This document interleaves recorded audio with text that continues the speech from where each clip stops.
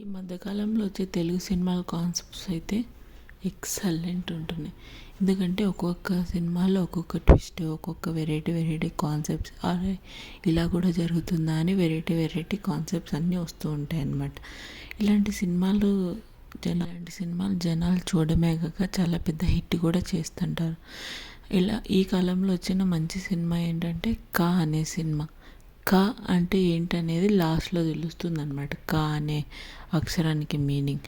Cinema స్టోరీలోకి వెళ్తే స్టార్టింగ్లో హీరోని కొంతమంది కిడ్నాపర్స్ ఎత్తుకెళ్ళిపోతారనమాట. కొంతమంది ముసుగేసుకున్న వాళ్ళు ఎత్తుకెళ్ళి ఒక పెద్ద రూమ్లో లాక్ చేస్తారనమాట. లాక్ చేసి చైర్కి కట్టేస్తారు. ఒక అతను మాస్క్ వేసుకొని వచ్చేసి హీరోని అడుగుతాడనమాట. ఏప్రిల్ 22, 1977లో అబీర్ షేక్ అనే వ్యక్తికి ఒక ఉత్తరం వచ్చింది. ఆ ఉత్తరంలో ఏముందని హీరోని అడుగుతాడనమాట. హీరోని ఎందుకు చెప్తా అనేసరికి పక్కన ఒక మెషిన్ ఉంటుంది, రౌండ్గా ఒక మెషిన్ ఉంటుంది. ఆ మెషిన్ తిరిగితే ఈ హీరో హిప్నటైజ్ లాగా అయిపోయి తన ఏం చేస్తున్నాడో, ఆ టైంలో ఏం చేసేటోడో చెప్పేటోడు అనమాట. ఆ రోజు పేపర్ ఓపెన్ చేసి చూస్తే వాడికి వేరే భాషలో ఉర్దూలో ఉంటుంది అనమాట లెటర్. ఆ లెటర్ చదవలేకపోతాడు. సో ఈ ముసుగేసుకునే వ్యక్తి హీరో స్టోరీ అంతా స్టార్టింగ్ నుంచి తెలుసుకుంటాడనమాట. హీరో ఒక అనాథ. చిన్నప్పుడు ఒక ఆశ్రమంలో పెరిగేటోడు. చిన్నప్పుడు ఒక ఉత్తరం ఇతనికి దొరికిందనమాట. ఆ ఉత్తరంలో అమ్మ ప్రేమ, నాన్న బాధ్యతలు అన్నీ తెలిసేవన్నమాట. సో అప్పటి నుంచి వాడికి ఎవరు లేరు కాబట్టి వచ్చిపోయి ఉత్తరాలన్నీ చదువుతూ ఉంటాడనమాట, సీక్రెట్గా అందరి దగ్గర నుంచి దొబ్బేసి. అలా ఒకరోజు వాళ్ళ మాస్టర్ అంటే ఆశ్రమంలో హెడ్ ఉంటారు కదా, వాళ్ళ కూతురు ఆశ్రమం హెడ్ యొక్క లెటర్ చదువుతాడనమాట. ఆ లెటర్ చదవలేకే పోయినప్పుడు ఆశ్రమం హెడ్ అతన్ని దొరికేశాడనమాట. ఏంట్రా ఈ అలవాటు, పక్కన వాళ్ళు ఉత్తరం చదవడాలనేసి కొట్టి అందరి ముందు చాలా అవమానిస్తాడనమాట. హీరో కోపంతో అతని దగ్గర ఉన్న డబ్బులన్నీ దుబ్బేసి పారిపోయి పెద్దగా అయిపోతాడు. ఇలా అతనికి ఉత్తరాలు చదవడం అంటే ఇష్టం కాబట్టి పోస్ట్ మ్యాన్ జాబ్ వచ్చేలాగా ట్రై చేస్తాడనమాట. అతని ఫ్రెండ్ వల్ల ఒక ఊరికి వెళ్తాడనమాట. ఆ ఊరు ఎట్లుంటుందంటే ఆ ఊర్లో మధ్యాహ్నం 3 అయ్యేసరికి చీకటి అయిపోతుంది అనమాట. ఎందుకంటే చుట్టూ కొండలు ఉండేసరికి మధ్యాహ్నం 3 గంటలకి చీకటి అయిపోతుంది అనమాట. అలా అతను పోస్ట్ మ్యాన్ జాబ్ తెచ్చుకొని అందరికీ కొన్ని లెటర్లు చదివి కొంతమందికి పంచిపెడుతూ జాలీగా హీరోయిన్ కూడా ఇక్కడే కనిపిస్తుంది అనమాట. పోస్ట్ మ్యాన్ హెడ్ ఉంటారు కదా, వాళ్ళ కూతురు అనమాట హీరోయిన్. హీరోయిన్ లవ్ చేసుకుంటూ ఉంటారనమాట. మధ్యలో ఈ ఊర్లో సడన్గా అమ్మాయిలందరూ మిస్ అవుతూ ఉంటారనమాట. పొద్దున పూట్ల ఎక్కడ పోతున్నారో తెలియదు, ఏమవుతున్నారో తెలియదు. అలా ఒకరోజు హీరోయిన్ కూడా మిస్ అవుతుంది అనమాట. అప్పుడు హీరో తన తెలివిని ఉపయోగించి హీరోయిన్ని కాపాడుకుంటాడనమాట. సో ఇవన్నీ చాలా అన్నిటికీ లింకులు కలిపితే అతనికి ఊర్లో సోది చెప్పి ఆమె ఇవన్నీ చేస్తుంది అనేసి తెలుసు అనమాట. ఆమె సోది చెప్పినాకనే అమ్మాయిలు మిస్ అవుతున్నారు. ఈ విషయం పోలీసులకు ఎలా చెప్పాలో తెలియక అతనే ఒక ఉత్తరం రాసి పెద్ద సార్ అని పేరు పెట్టి కింద పోలీసులకు ఇచ్చి సోది చెప్పి ఆమెను అరెస్ట్ చేపిస్తారు. కానీ పోలీస్ ఇన్వెస్టిగేషన్లో తెలిసింది ఏమంటే ఈ సోది అమ్మే ఆమె మెయిన్ కాదు, దీని వెనకాల వేరే వాళ్ళు ఎవరో ఉన్నారనేసి తెలుస్తుందన్నమాట. ఆ ముసుగు మనిషి హీరోని కొంచెం స్టోరీ తెలుసుకొని రూమ్లో లాక్ వేసేసి వెళ్ళిపోయేటోడు అనమాట. తన పక్క రూమ్లో కూడా ఒక అమ్మాయిని అలాగే బంధించారని హీరో తెలుసుకున్నాడు అనమాట. హీరో పేరు వాసుదేవ్. అలా తెలుసుకున్నాడు అనమాట. పక్క రూమ్లో ఉండే వ్యక్తి పేరు రాధా అనమాట. నిన్నెందుకు బంధించారు అనేసి ఆమెను ప్రశ్నిస్తే ఆమె తరపున ఆమె స్టోరీ చెప్తూ ఉంటుంది. మళ్ళీ ముసుగేసుకునే వ్యక్తి వచ్చి హీరోని ప్రశ్నలు అడుగుతాడు అనమాట.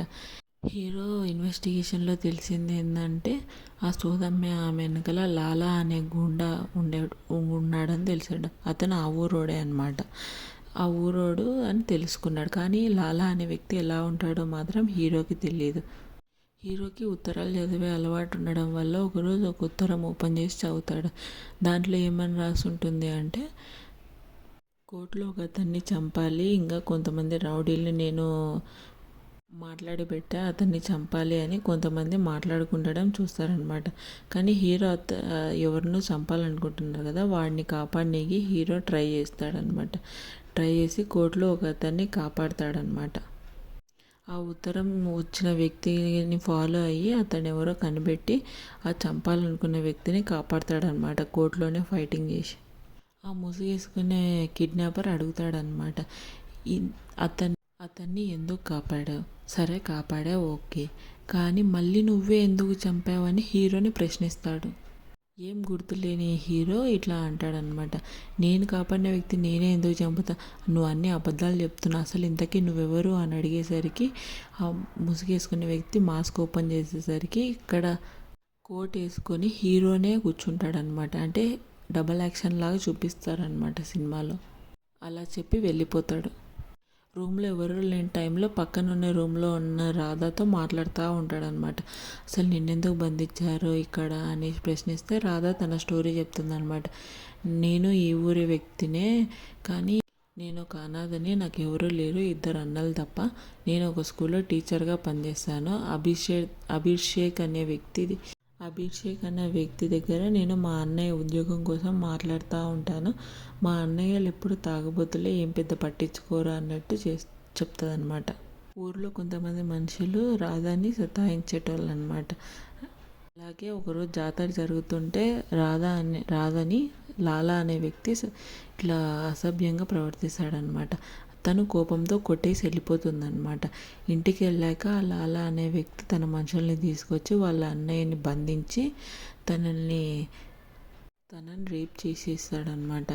ఏమీ చేయలేని వాళ్ళన్న బయటే ఉండేసరికి చాలా బాధపడతాడనమాట. సో వాళ్ళిద్దరు అన్నయ్యలు కలిసి ఈ లాలా అనే వ్యక్తిని చంపేద్దామని కోర్టులో ట్రై చేస్తారు. ఈ వ్యక్తే హీరో కాపాడిన కోర్టులోని వ్యక్తి. ఈ విషయం తెలుసుకున్న వాసుదేవ్ ఇట్లా అంటాడనమాట రాధాతో. రాధా నువ్వేం భయపడకు, నేను అతన్ని చంపేశాను రాధా, చంపేశాను. అతన్ని నేను నిన్నెందుకు వాళ్ళు చంపాలనుకుంటున్నా అని అడిగినప్పుడు నేను వాళ్ళ చెల్లితో సుఖం అనుభవించా, అందుకనే వాళ్ళు నన్ను చంపాలనుకుంటున్నారు అనేసరికి హీరో కోపం వచ్చి అతన్ని అక్కడికక్కడే చంపేశాడనమాట. అక్కడ ఏ క్లూస్ వదులుకోకుండా హీరో వచ్చేస్తాడనమాట. తన డ్రెస్సులన్నీ కాల్ చేసి ఊర్లోకి వచ్చేస్తాడు. రూమ్లోని కిడ్నాపర్స్ వెళ్ళిపోయాక అతను ఎక్కడున్నాడో తెలుసుకోనికి ఆ రూమ్లోకి వెళ్తురు వచ్చే చోటు నుంచి చూస్తాడు. అక్కడ తనకి స్టార్టింగ్లో తను పారిపోయి వచ్చిన ఆశ్రమం యొక్క హెడ్ కనిపిస్తాడనమాట, గురునాథం మాస్టర్. అది వాళ్ళ ఇల్లనే తెలుసుకుంటాడు. ఈ విషయం తెలుసుకున్న హీరో ఆ ముసుగు కిడ్నాపర్స్ని అడుగుతాను, నేను నిజంగా ఎక్కడున్నా అని చెప్పండి. ఇప్పుడు ఆ కిడ్నాపర్ ఇక్కడ ప్రశ్నలు నేను మాత్రమే వేస్తానని మెషిన్ని స్టార్ట్ చేస్తాడు. ఒకరోజు ఉత్తరం పని మీదుగా పోలీస్ స్టేషన్కి వెళ్తే అక్కడ లాలా వస్తువులు కనిపిస్తాయి. దాంట్లో అభిషేక్ పెన్ ఒకటి హీరో కనిపిస్తుంది అనమాట. పోలీసులకి ఇది అభిషేక్ గారి పెన్ అని చెప్తాడనమాట. ఎందుకంటే ఉత్తరాలు రాయనికి వచ్చినప్పుడు అతని పెన్ని హీరో చూశాడు. సో పోలీస్ ఆఫీసర్ అతనికి వచ్చే ఉత్తరాలన్నీ ముందు నాకు ఇవ్వు, తర్వాతే అభిషేక్కి పంపిమని అడుగుతాడనమాట. అతను ఫస్ట్ నేనే చూసి తర్వాత పోలీసులకు ఇద్దాంలే అనేసి వెళ్ళి ఉత్తరం చదవడానికి ట్రై చేస్తాడు. దాంట్లో స్టార్టింగ్లో కిడ్నాపర్ అడిగిన లెటర్ ఇప్పుడు హీరో చేతిలో ఉన్న లెటర్ ఒకటే, కానీ అది వేరే భాషలో ఉంది. ఈ భాష ఎవరికి తెలిసి ఉండొచ్చు అనేసి ఒక పకీర్ దగ్గరికి వెళ్తాడనమాట. ఆ దాంట్లో రాధా అనే అమ్మాయిని ఎత్తుకొచ్చేయమనేసి రాసి ఉంటుంది అనమాట. ఈ లెటర్ని వాసుదేవ్ పోలీస్ స్టేషన్కి తీసుకెళ్తాడు. కానీ అక్కడ హెడ్ ఆఫీసర్ ఉండడు, ఏదో మినిస్టర్ బందోబస్తు కింద వెళ్ళిపోయి ఉంటాడు అనమాట. సో అందుకని కానిస్టేబుల్కి ఇచ్చేసి ఇది పెద్ద ఆఫీసర్కి ఇవ్వండి అని చెప్పేసి అతను అభిషేక్ ఇంటికి వెళ్తాడనమాట. అప్పటికే అభిషేక్ రాధా అనే అమ్మాయిని ఎత్తుకొచ్చేస్తాడనమాట. వాళ్ళ ఇంటికి వెళ్ళి రాధా అనే అమ్మాయిని కాపాడడానికి ట్రై చేస్తాడు. ఇంతలోనే వెనకాల నుంచి ఒక అమ్మాయి వచ్చేసి అతన్ని పొడుస్తుంది. తను ఎవరంటే ఆ ఊర్లో మెడికల్ క్యాంప్ని పెట్టిన ఒక అమ్మాయి అనమాట. తనే ఈ అమ్మాయిల కిడ్నాప్లో మెయిన్ పాత్ర వహిస్తుంది అనమాట. తనే ఆ ఊర్లోని అమ్మాయిలందరినీ తీసుకెళ్ళి బాంబేకి వెళ్ళి అమ్మేస్తుంది అనమాట. ఎందుకంటే ఇది 1990s ఆ కాలంలో సినిమా. కానీ ఎందుకు ఈ ఊరే సెలెక్ట్ చేసుకుందంటే దీంట్లో ప్రతి ఇంటికి ఒక అమ్మాయి ఉంటుంది. ఇంకా ఈ ఊర్లో మధ్యాహ్నం 3 గంటలకే చీకటి పడిపోతుంది కాబట్టి వాళ్ళకి చాలా ఈజీ అవుతుంది అనమాట కిడ్నాప్ చేయనీకి అవన్నీ. ఈ విషయం తెలుసుకొని హీరో చాలా షాక్ అవుతాడనమాట. ఈ విషయం తెలుసుకున్న హీరోని బతకనియద్దనేసి అక్కడే చంపేయాలని వాడిని పొడి చేసి వెళ్ళిపోతుంది అనమాట. వీడు ఇంకా ఎంతమంది చెప్పేసి ఉంటాడు అన్న భయంతో ఈరోజు రాత్రికి ఊర్లో అందరు అమ్మాయిలను ఎత్తుకుపోదామని ప్లాన్ చేసి ఉంటారు. అందరూ ఒకేసారి ఎలా ఎత్తుకుపోవాలని ప్లానింగ్లో వీళ్ళు ఊరిని తగలెట్టిద్దాం, ఆ గుంపులో గోవిందలో అమ్మాయిలందరినీ ఎత్తుకొచ్చేద్దామని ప్లాన్ చేసి ఉంటారు. అదే టైంలో హీరోని కిడ్నాప్ చేసి ఉంచిన గురునాథం మాస్టర్ గారి కూతురికి పెయిన్స్ వస్తుంటాయి అన్నమాట, తను ప్రెగ్నెంట్ కావడం వల్ల. అలా ఊరంతా కాలిపోతుండడం హీరోని చూడలేక అతను శక్తిని తెచ్చుకొని అందరినీ కాపాడాలని ట్రై చేస్తాడు. అందరు అమ్మాయిల్ని కాపాడుతాడనమాట. లాస్ట్కి ఆ అమ్మాయిల్ని ఎత్తుకుపోతున్న మనిషిని ఊరోళ్ళకి పట్టిస్తారు. కానీ అంతలోపే ఆ అమ్మాయిల్ని ఎత్తుకుపోతున్న ఆవిడ హీరోని రాధాని చంపేస్తుంది అనమాట, గన్నుతో కాల్చేసి. ఇక్కడ రూమ్లో బంధించిన వాసుదేవ్ని బయటికి వెళ్ళిపోమని, ఇంకా నీతో అవసరం అయిపోయింది అనేసి బయటికి పంపిస్తాడు. అప్పుడు హీరో నన్ను మాత్రమే కాదు పక్క రూమ్లో ఉన్న రాధను కూడా బయటికి పంపించాలని చాలా సతాయిస్తాడనమాట. ఇక్కడ ఊర్లో వాసుదేవ్ రాధ చనిపోతారు కదా అందరినీ కాపాడి, వాళ్ళని చూసి అందరు అనుకుంటారు అనమాట, ఏ అమ్మ కడుపున పుడతావా నువ్వు అనేసి. అప్పుడు ఆ నెక్స్ట్ షాటే గురునాథం గారి కూతుర్ని చూపిస్తారనమాట. తన కడుపులో వీళ్ళిద్దరు పుట్టేలాగా చూపిస్తారనమాట, వాసుదేవ్ ఇంకా రాధ. అంటే ఈ సినిమాలో ఎలా చూపించారంటే వాసుదేవ్ ఇంకా రాధ వాళ్ళని ఎవరు కిడ్నాప్ చేయలేదు, వాళ్ళు గురునాథం మాస్టర్ గారి కూతురి యొక్క గర్భంలో ఉన్నారు. అంటే వాళ్ళు చేసిన కర్మల గురించి చెప్పుకుంటున్నారు అన్నమాట. వాళ్ళు చేసిన పనులకన్నిటికీ వాళ్ళు జవాబులు చెప్పుకుంటున్నారు. అదే ఒకరిని జైల్లో బంధించినప్పుడు ఏం తినకుండా ఉండడం, ఇంకా గోడల్ని బద్దలు కొట్టడం, గీరడం అవన్నీ చేస్తుంటారు కదా, అదే అమ్మ కడుపులో ఉన్నప్పుడు పిల్లలు చేస్తుంటారని సింబాలిక్గా చెప్పారనమాట సినిమాలో. ఇక్కడ సినిమాలో ఖ అంటే సాంస్క్రిట్ అర్థం సోల్ అని, అంటే ఒకరి ఆత్మ అని.